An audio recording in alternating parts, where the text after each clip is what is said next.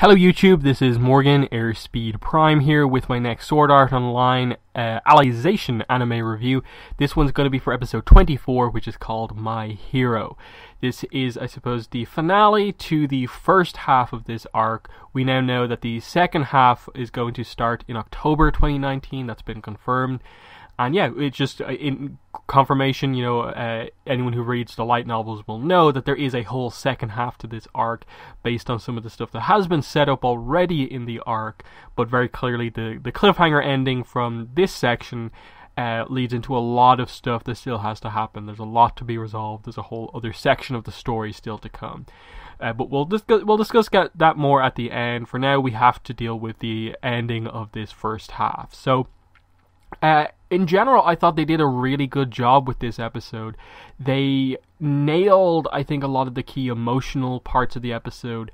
Primarily the, farewell to Yu-Gi-Oh scenes. Both just him on his own, his memories of Alice, but especially the final scenes of Yu-Gi-Oh and Kirito. And they got I think the action was well done for just being the final section of the arc. Given that, for the most part, the fights were never, even in the light novel, the fight is never too extended or anything like that. But I thought they've had some nice animation when they had to for what was happening here. But definitely the key plot, the goodbyes, the naming of Kirito's sword, and especially how you go from they've won, but at what cost, to suddenly, wait, let's not forget that there's whole other thing going on the ocean turtle, and what is this kind of mysterious setup for something that's happening, something's coming, the blockade's sort of been passed that they were kind of talking about episodes and episodes ago, and leading to it suddenly being under attack. And that's really cool. Again, what I really appreciated actually with this episode was that they went back and referenced a lot of stuff from the early episodes of the arc really well, with coming back to the fact that Kirito and Yu-Gi-Oh and Alice all have this kind of shared childhood together, bringing that full circle. And so this first half of the arc very much feels like a kind of separate arc in of itself, but feels very complete in terms of here is Kirito and Yu-Gi-Oh's, arc basically together. And now we move into, I suppose, more of a focus on Alice as the main character coming up, but we'll discuss that. So, the fighting, the action that we got. So we get Quinella versus Kirito here, and I like the way that they did this in terms of, tactically. Of course, the animation is important, but there also has to be a little bit of a story to make for a good fight, and I thought they did that well here in that Quinella is too much of a threat to Kirito in this first section of the fight, because she can switch not just sword style, but the type of sword as well at will. So she's changing her sword from a broadsword into a one-handed sword, into a katana, into a rapier, and using all these completely different skills super suddenly, so Kirito just can't react to it, even though he has these insane reaction times. And so he is really, pushed back completely in the first section of the fight, and it takes the inspiration from Yu-Gi-Oh to get him back in the fight. And this was a scene I thought that they did very well, of just, again, bringing up the idea of, you remember now, don't you, that we all grew up together, and it's revealed that he does. And just kind of Yu-Gi-Oh getting across this idea of, how much he respects Kirito, and that the one of the key things was, Kirito never would give up. He would always get back up, and a key representation of that was when Alice was actually taken. Yu-Gi-Oh couldn't move, but Kirito did. Even though he was young and all that stuff, he still tried, and even though he couldn't do anything, he tried, whereas Yu-Gi-Oh couldn't. And Yu-Gi-Oh, a big part of his character arc has been, the kind of failure of that and trying to make up for that, and how he's had these ups and downs and he's made these mistakes. And that's what's kind of interesting about the character of Yu-Gi-Oh, is that he does have these very clear-cut mistakes in his life, like that one, though we know it was kind of, because of the seal of the right eye, there wasn't a lot he could have done about it there, because he hadn't developed enough to be able to break the seal. But even then, after he did, he he did, the whole idea was that he had that weakness, and he did give in to Quinella and became an Integrity Knight and fought Kirito. And that's another kind of, weakness. And I like that they had that kind of character reflection from Yu-Gi-Oh! At the end, that they weren't afraid to, even in the kind of final moments, kind of note those moments, but in the end just come back to the fact that they are best friends. This is Kirito's best friend, that he'll always have his friends, he'll always have Asuna as like the person who is like the absolute closest to him, his sister and Suguha and stuff like that, but in terms of like his best male friend, it is Yu-Gi-Oh! At this point, because they grew up together, they had that childhood, and as far as Kirito is concerned, like his Fluctlight, he's experienced an entire extra childhood through the time acceleration of the system. So I thought they did that really well in terms of just what happens here is that Kirito's best friend dies, and it's very, very impactful because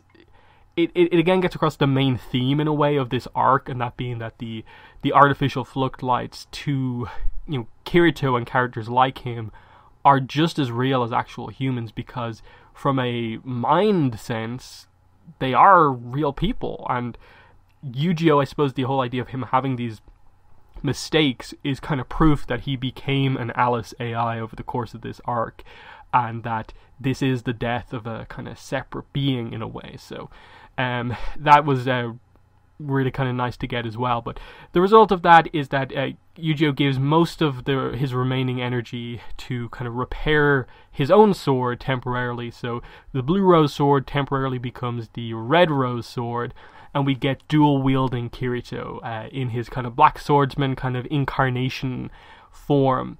And this turns the tides, of course. Now Quinella can't stand up to Kirito, and she's pushed back. And I thought the animation really got across the idea of just the kind of emotional power of Kirito here, of just kind of swinging for the fences here, blowing back her defenses. There were some cool sequences here with like the cross block, of course. Every time the dual swords come into play, you have to do that. But the finishing blow comes down to the kind of, they step back, they activate sword skills, go for the strike, and what happens is that they each cut off one of each other's arms. That leaves Quinella with no arms, but Kirito with one. She can control her hair, but Kirito manages to get through that because I suppose the remainder of his sword skill is activating the other sword, and he defeats Quinella using, I suppose, the last energy of his best friend's sword. So there's a significance to that, of just that Kirito used Yu-Gi-Oh's sword to kind of finish the fight here, and that it was Yu-Gi-Oh! That won them the day, basically, with his sacrifices over the last two episodes. From there, of course, like, the fight isn't immediately over. Quinella, Kirito has kind of completely spent himself, and what's left is Quinella kind of crumbling with a hole in her, missing both of her arms. She realizes that she can't recover using the system, so she's going to escape into the real world here, and she reveals that she has the access to the command console, and she's just about to leave when it's suddenly revealed that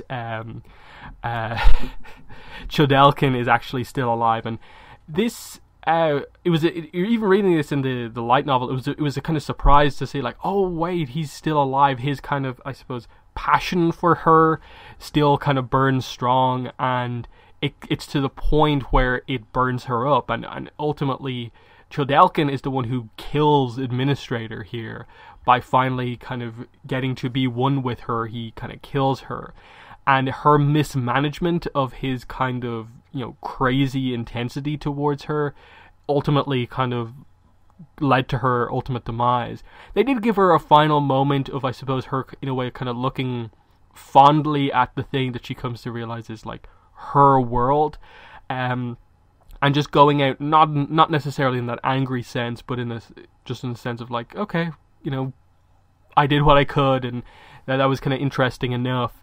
But yeah, that leads to, I suppose, the final scene with Kirito and Yu-Gi-Oh! And this was where I think they really, really got it right. using the memory crystal of Alice to kind of touch it off Kirito, to have him, I suppose, truly remember that past, I thought was an amazing thing to do, and just have that moment of, just as Yujiro is dying here, I suppose, Kirito understanding the full scope of his connection to Yujiro, that he has known Yujiro just as long, in a way, as a lot of other people in his life. Of course, there's that gap of time between him kind of, leaving them kind of as children, in the aftermath of the whole Alice being taken away, and him returning at the start of this arc.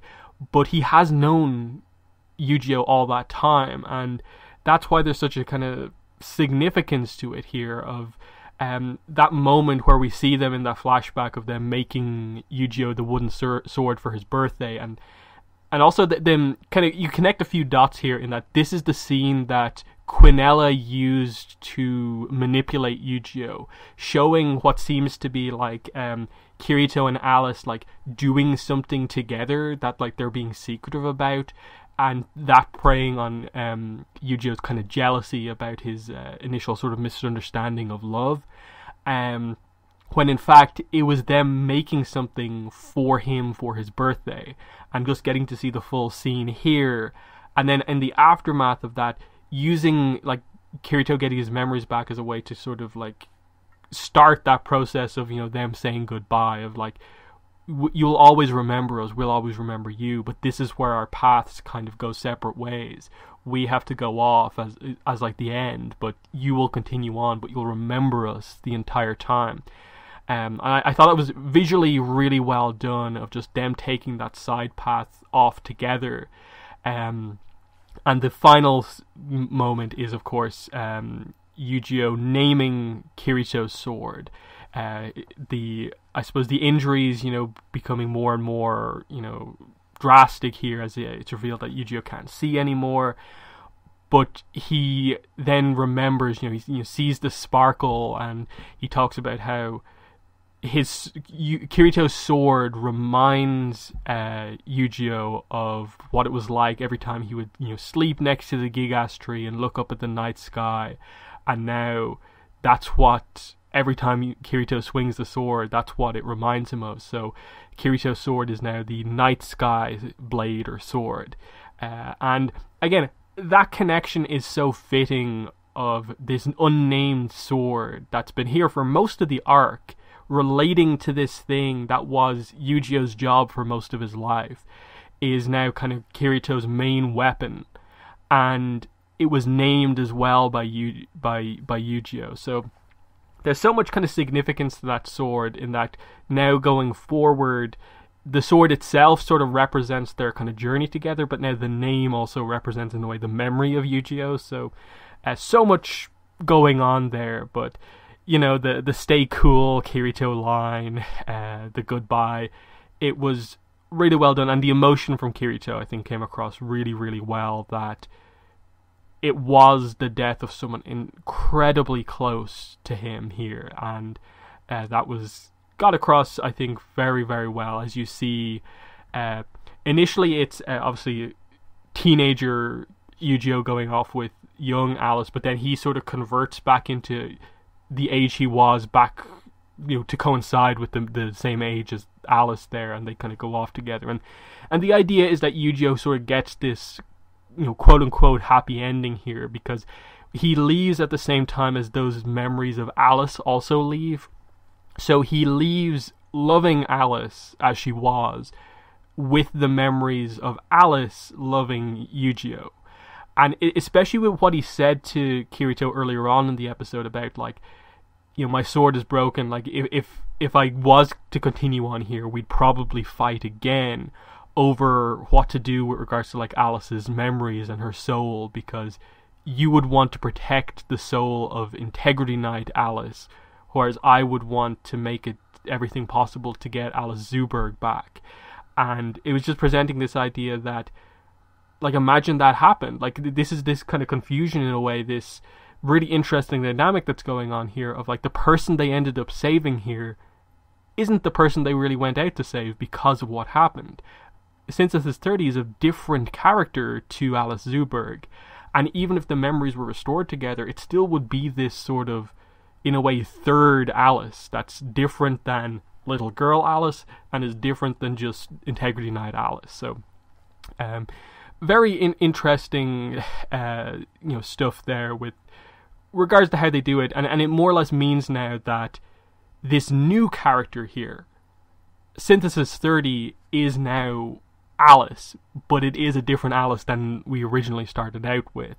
And what's interesting is now the Yu-Gi-Oh aspect is gone, and Synthesis 30 has a connection with Kirito, not Yu-Gi-Oh. So I thought they did that kind of really well with regards to the whole memory complications things and who's continuing on. And now it's the case, of course, that this is the character we'll be continuing on with, given what happens at the end here. So, yeah, with the command module there, Kirito gets his opportunity to go into it. He turns the acceleration down to 1, so it's now the game is sort of in sync with the real world, so we can actually talk there. And this is where the kind of big cliffhanger at the end comes in. The ocean turtle is under attack. Kikuoka is talking through the command console to Kirito, but there's gunfire going on, and we see that this kind of paramilitary team has attacked.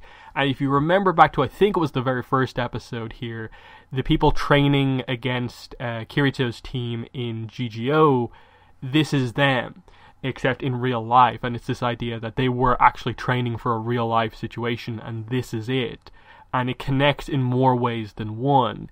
And they're planning to cut the lines, and they cut the power, and what results is that a surge goes through the underworld, and the idea is that the Fluctlights will be okay, but because of the way Kirito is kind of hardwired in, because the system is repairing his brain because of the injury from the first episode, he suffers for this. Like, the idea basically is he suffers like further damage here because of what happens.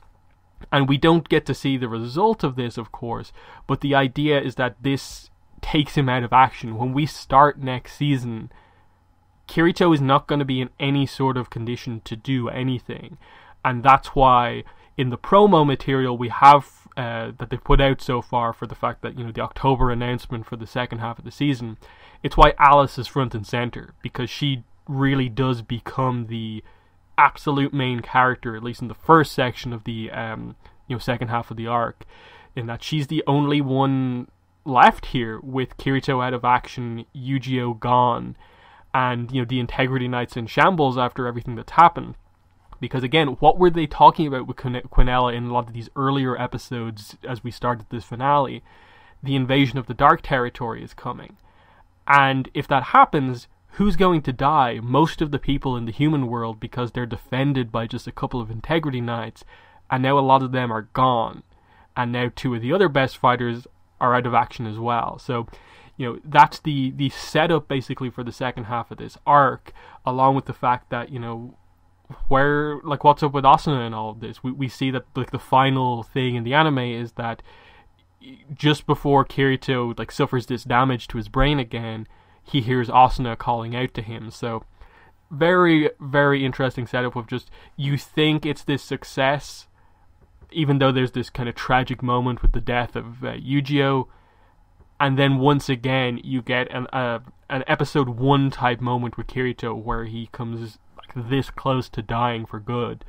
I think they did that really well. It is a little bit different in the light novel.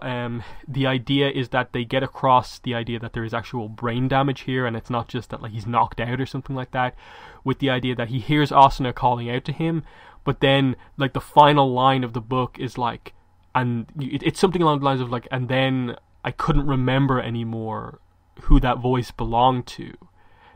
That getting across the significance of what's going on here is that while he hasn't mentioned Asuna a lot, he has remembered who she is this entire arc up to now.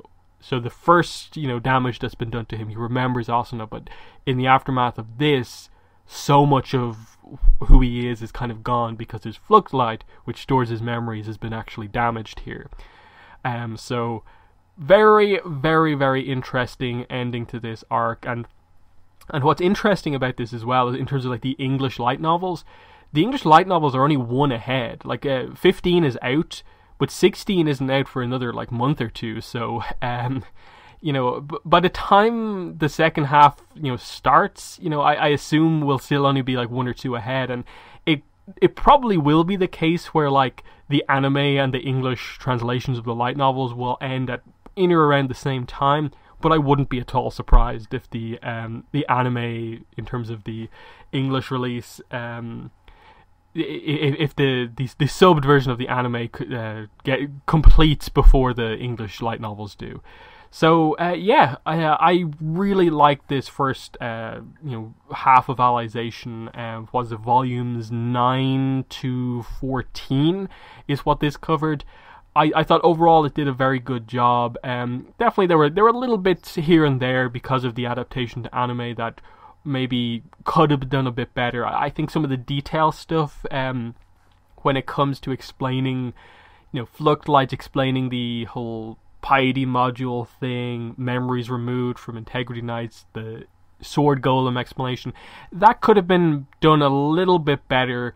Similarly, some of the stuff in this episode about like what exactly Yu-Gi-Oh does to make the Red Rose sword, and the details behind, I suppose, the significance of Kiricho going off with Alice and what's happening there, because I can definitely see anime-only viewers being a bit confused and not properly understanding the idea that what's leaving at that point in time, what's effectively dying at the same time, is both Yu-Gi-Oh's Fluctlight, but also that kind of memory crystal, that, you know, small light cube basically, that is Alice's memories of loving Yu-Gi-Oh, basically. So, you know, things like that I think could have been explained a bit better in the anime if they had taken more of a kind of inner dialogue approach. But overall, I think they did it very, very well, and I'm excited to see where they go from here. So, yeah, that's been my thoughts on the episode. In the comments, let me know what your thoughts were on both this episode as well as, you know, the entire first section of this arc. So, yeah, that's been the video. Thanks for watching, and bye.